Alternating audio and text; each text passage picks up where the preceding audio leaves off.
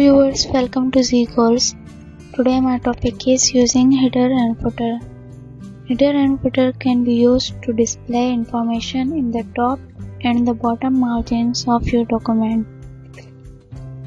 The header is called the top and the footer is called the bottom. The header and footer is one such command that if we set any setting in one page, we have that setting is all to all pages or as much as we are working.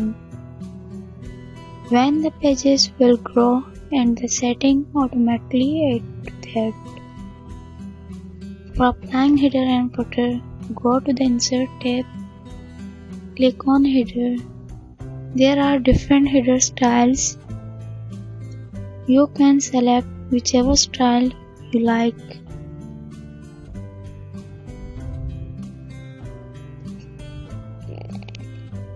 Enter the header you want to give here.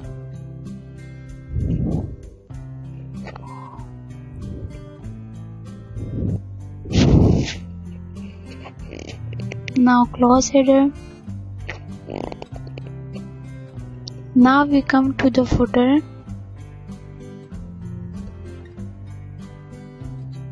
Go to the Insert and click on Footer. We have the same options like header. Select footer style, whichever style you like.